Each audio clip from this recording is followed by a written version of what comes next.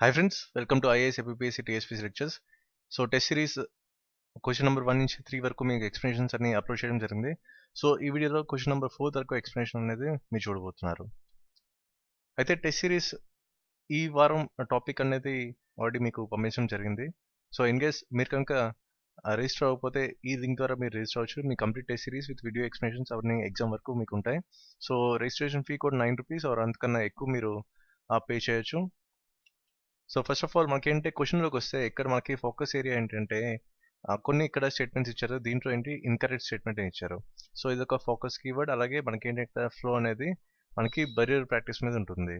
So ఇక్కడ 4 options మనకు ఉన్నాయి. Circulator, pot burial, cemetery H, Harappa, Lothal double burial and Kalibangan fraction burial. So ఇక్కడ incorrect ఏంటంటే మనకి రైట్ ఆన్సర్ ఏంటంటే డి అనమాట. కాలిబంగన్ దగ్గర మనకి ఫ్రాక్షన్ బరియర్స్ ఉండవు.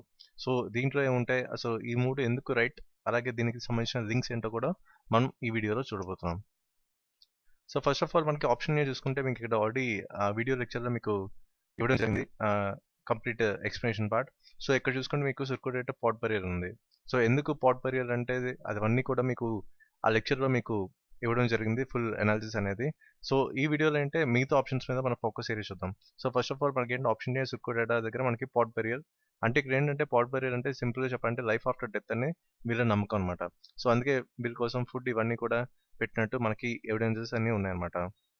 సో ఇది ఆప్షన్ ఏ పాట్ బరియర్ యొక్క మెయిన్. సో దీంట్లో ఏంటంటే మెయిన్గా 3 ఫార్మ్స్ ఉంటాయి: complete burial, fraction burial, post cremation burial. So ఈ 3 కూడా మనం గుర్తుంచుకోవాల్సిన అవసరం అయితే ఉంది. సో నెక్స్ట్ ఏంటంటే మనకి option B cemetery H, Harappa. Actually హరప్పాలో మీకు మనకి 2 ఉంటాయి అనమాట. ఒకటి సిమెట్రీ హెచ్, ఇంకోటి R37. So first of all ఆప్షన్లో మనకి సిమెట్రీ హెచ్ ఉంది కాబట్టి మనం సిమెట్రీ హెచ్ మీద ఎక్కువ మనం ఫోకస్ చేద్దాం. యాక్చువల్లీ ఈ సిమెట్రీ హెచ్ కల్చర్ అనేది మనకేంటంటే జియోగ్రఫికల్ వైజ్ చూసుకుంటే మనకేంటంటే పంజాబ్ రీజియన్లో ఉంటుంది. అంటే ప్రెసెంట్ మనకి ఇండియా పాకిస్తాన్ ఉంది చూసారా, అప్పట్లో మనకేంటి ఇదంతా ఒకటే ఏరియా కాబట్టి నార్త్ వెస్ట్ పార్ట్లో మనకి పంజాబ్ రీజియన్లో మనకి ఈ సిమెట్రీ హెచ్ కల్చర్ అనేది మనకు కనిపించేది. సో యాక్చువల్గా టైం ఫేస్ ప్రకారం చూసుకుంటే మనకి ఇది లేట్ హరప్పన్ ఫేస్. అంటే కంప్లీట్గా మనకి హరప్పన్ సివిలైజేషన్ అనేది ఎండింగ్లో ఉన్న స్టేజ్లో మనకి సిమెట్రీ హెచ్ అనేది మనకి స్టార్ట్ అయింది. సో ఇక్కడ సిమెట్రీ హెచ్ అనేది మనకి లేట్ హరప్పన్ ఫేస్ నుంచి ఇండో ఆరియన్ మైగ్రేషన్స్ వచ్చినంత వరకు ఈ సిమెట్రీ హెచ్ కల్చర్ అనేది కంటిన్యూ అయింది. అంటే ఇదే టైప్ ఆఫ్ బరియర్ ప్రాక్టీస్ అనేది కనిపించింది. సో ఎందుకనేది మీకు రీజన్ నేను చెప్తాను. అండ్ ఇంకోటి ఏంటంటే మనకి ఇక్కడ చూసుకుంటే మీకు స్వాటన్ ఉంది. సో ఇక్కడ ఏంటంటే ఇది కూడా ఒక టైప్ ఆఫ్ కల్చర్ అనమాట, స్వాట్ కల్చర్ అంటారు. అంటే ఇక్కడ మనకి ఈ సిమెట్రీ హెచ్ కల్చర్ అలాగే ఈ స్వాట్ కల్చర్ కంప్లీట్గా కొంచెం సిమిలారిటీస్ మనకు కనిపిస్తున్నాయి. అందుకే దీనికి కొంచెం లింక్ ఉన్నట్టు మనకు కనిపిస్తుంది. సో ఈ స్వాట్ కల్చర్ కూడా మనకి ఏంటంటే ఇండో ఆరియన్ మైగ్రేషన్స్ అప్పుడు మనకి కనిపిస్తుంది. సో ఇది ఒక మెయిన్ పాయింట్ మనకి ఫోకస్ చేయాల్సింది ఏంటంటే ఇక్కడ సిమెట్రీ హెచ్, ఇక్కడ స్వాట్ కల్చర్ అనమాట. సో ఈ రెండు కల్చర్స్కి మనకి ఏంటంటే కొన్ని రిలేషన్స్ మనకు కనిపిస్తున్నాయి. మెయిన్గా ఈ స్వాట్ కల్చర్ అంటే ఈ ఇండో ఆరియన్ మూవ్మెంట్ అప్పుడు మనకి ఆ కల్చర్ అనేది మనకి ఫ్లోరిష్ అయినట్టు మనకి పక్కా ఎవిడెన్స్ ఉంది. సో ఇది సిమెట్రీ హెచ్ తాలూకా మెయిన్ ఫోకస్ పాయింట్స్. ఇంకోటి మనం ఇక్కడ చూస్తుంటే మనకేంటి సిమెట్రీ R37 అనమాట. సో దీనికి లింక్ ఏంటి, R37కి సిమెట్రీ హెచ్కి లింక్ ఏంటి అనేది మనం కొంచెం అనలైజ్ చేయాల్సిన అవసరం అవుతుంది. సో ఇక్కడ మీరు సిమెట్రీ R37లో మీరు పిక్చర్ చూసుకుంటే ఈ హెడ్ పార్ట్ అనేది మనకి టువర్డ్స్ నార్త్ మనకు కనిపిస్తుంది. అంటే ఇక్కడ ఈ మెయిన్గా ఈ డెత్స్ అనేవి ఎందుకు ఆ టైంలో అయ్యాయి అనేది మనం ఒక క్వశ్చన్ ఫామ్లో మనం రేస్ చేయాలి. సో దీనివల్ల మనకి కొంత మెయిన్ ఎందుకు అంత కంప్లీట్ డెత్స్ ఎక్కువ జరిగినాయి ఆ టైంలో అంటే మనకి కొన్ని డిజీజెస్ అనమాట, లైక్ ఇన్ఫెక్షన్స్ లేకపోతే కొన్ని మెటబాలిక్ డిజార్డర్స్ వల్ల ఎక్కువ డెత్స్ అనేవి మనకి జరిగినాయి. సో ఇంకో కామన్ ఐడియాలజీ ఏంటంటే జాయింట్ డిజీజెస్. సో ఈ జాయింట్ డిజీజ్ అవడం వల్ల 10 మందికి అవి స్ప్రెడ్ అయితే అలాగా అవి మల్టిప్లై ఎక్కువ మందికి ఎక్కువ ఇండివిజువల్స్కి స్ప్రెడ్ అవ్వడం జరిగింది. సో ఇలాగ మనకి ఏంటంటే లేటర్ స్టేజ్లో మనకేంటే ఎక్కువ వీళ్ళు చనిపోవడం జరిగింది. ఇంకోటి మెయిన్గా మనం చూసుకుంటే వీళ్ళ ఫ్యామిలీ రిలేషన్స్ అనమాట. ఈ R37 స్పెషల్గా ఈ R37 గురించి చెప్పాలి. సో ఈ R37 సిమెట్రీలో వీళ్ళు ఏంటంటే వీళ్ళ బరియల్స్ అన్నీ కూడా ఓన్లీ వాళ్ళ క్లోజ్ రిలేటివ్స్, అంటే వాళ్ళ రిలేటివ్స్ ఎవరు ఉన్నారు వాళ్ళకి సంబంధించిన మనకి బరియల్స్ మాత్రమే కనిపిస్తాయి. అంటే క్లోజ్ రిలేటెడ్ ఫ్యామిలీస్ కానీ గ్రూప్స్ తాలూకు సంబంధించిన బరియల్స్ అన్నీ కూడా మనకి ఏంటి ఈ R37 కనిపిస్తాయి. అదే మనకి సిమెట్రీ హెచ్లో అందరివి కనిపిస్తాయన్నమాట. అంటే జనరల్‌గా పబ్లిక్ ఎలా ఉంటదంటే మనకి చూస్తాం మన గ్రేవ్‌యార్డ్స్‌లో. సో, అలాగా మనకి బరియల్స్ అన్నీ ఉంటాయి. సో, ఇదొక మెయిన్ డిఫరెన్స్ మనం గమనించాల్సింది. నెక్స్ట్ అందుకే మనకేంటంటే R37 అనేది సంవాట్ స్మాలర్ అనమాట. అంటే సిమెట్రీ హెచ్‌తో కంపేర్ చేసుకుంటే R37 సిమెట్రీ అనేది చాలా చిన్నది. ఎందుకంటే ఇది ఓన్లీ కొంతమంది వరకు మాత్రమే రిస్ట్రిక్టెడ్ అయింది. అది కూడా ఎవరు వాళ్ళంటే హైయర్ క్లాస్ అనమాట. సో, R37 అనేది ఎవరైతే రూలింగ్ క్లాస్ ఉన్నారో లేకపోతే హైయర్ స్టాటస్‌లో ఉన్నారో వాళ్ళకి మాత్రమే ఇది R37 ఫిక్స్ అయి ఉంది. సో, ఇదంతా ఏంటి ఒక డిఫరెంట్ టైప్ ఆఫ్ కల్చర్ అనేది మనకి ఇక్కడ కనిపిస్తుంది. నెక్స్ట్ ఏంటి ఇంకోటి సెపరేట్ బరియల్ సైట్స్ అనమాట. సో, సిమెట్రీ హెచ్ అనేది జనరల్ పబ్లిక్ కనిపిస్తుంది. అలాగే R37 అంటే హైయర్ క్లాస్ పీపుల్‌కి కనిపిస్తుంది అనమాట. సో, ఇదొక మెయిన్ ఆహ్, కీ పాయింట్ అండ్ డిఫరెన్స్ మనం ఐడెంటిఫై చేయాల్సింది. సో, ఇంకోటి మనం చూసుకుంటే ఆహ్, ఎక్కువ మనం మ్యాట్రియార్కల్ సొసైటీ అంటాం. మనం Harappan civilisation. So, point of వ్యూలో మనం ఇంకో పాయింట్ కూడా మనం లింక్ చేసుకోవచ్చు. ఏంటంటే ఇప్పుడు ఎవరైతే కొత్తగా పెళ్ళవుతున్నారో అంటే న్యూలీ మ్యారీడ్ కపుల్ ఎవరైతే ఉన్నారో వాళ్ళేంటి వుమెన్ సైడ్ ఫ్యామిలీకి వాళ్ళు షిఫ్ట్ అవుతారనమాట.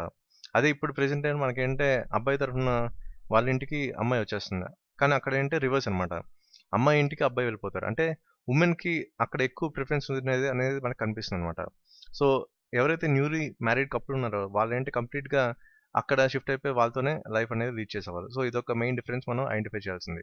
సో, ఇది R37 and RH main differences అనమాట. సిమెట్రీ హెచ్ఎస్‌లో నెక్స్ట్ సిమెట్రీ R37కి మెయిన్ డిఫరెన్సెస్ సారీ. నెక్స్ట్ ఇంకోటి ఆప్షన్ సి అంటే ఇక్కడ లోతుల్లో మనకి డబుల్ బరియల్. సో, ఇక్కడ మనకి ఈ పిక్చర్ చూసుకుంటే డబుల్ బరియల్ అంటే ఏంటంటే మీకు ఒక మేల్ అండ్ ఫీమేల్ అనమాట. ఒకే దాంట్లో వీళ్ళని కూర్చడం. అంటే మేబీ వచ్చే జన్మలో కూడా వీళ్ళు ఇలాగే కలిసున్నారు. ఇలాగే కలిసి లైఫ్‌ని లీడ్ చేయాలి అనే ఒక నమ్మకంతో వీళ్ళు పెట్టినట్టు మనకి కనిపిస్తుందన్నమాట. సో, అదే డబుల్ బరియల్ తాలూకా మెయిన్ ఎవిడెన్స్ ఇది ఎక్కడ లోతుల్లో ఉంది. ఇక్కడేంటి మెయిన్‌గా ఈ 2 స్కెలిటన్స్ మీరు చూసుకుంటే ఒకటి మేల్, ఇంకోటి ఫీమేల్ అనమాట. సో, ఒకే గ్రేవ్‌లో వీళ్ళని కూర్చోడం జరిగింది. సో, ఇది ఒక మెయిన్ కీ పాయింట్ మనకి లోతుల్లో మనకి డబుల్ బరియల్ మాత్రమే ఉంటుంది. నెక్స్ట్ డబుల్ బరియల్ మనకి లోతులతో పాటు మనకి రంగ్‌పూర్‌లో కూడా ఉంటుంది. సో, ఇదొకటి మనం యాడ్ చేసుకోవాలి. So, Lothal and Rangpur. So, దీంట్లో మనకేంటి డబుల్ బరియల్ అనేది ఉంటుంది. నెక్స్ట్ ఆప్షన్ డీకి వచ్చేసరికి మనకి చూసుకుంటే ఇక్కడ ఫ్రాక్షనల్ బరియల్స్ ఉంది. సో, ఇక్కడ మనకి ఏంటంటే తప్పనమాట. సో, కాలిబంగలో మనకి ఫ్రాక్షనల్ బరియల్స్ ఉండవు. సో, ఇక్కడ మనకేంటంటే ఒక డిఫరెంట్ టైప్ ఆఫ్ ఆస్పెక్ట్ మనం చూడబోతున్నాం.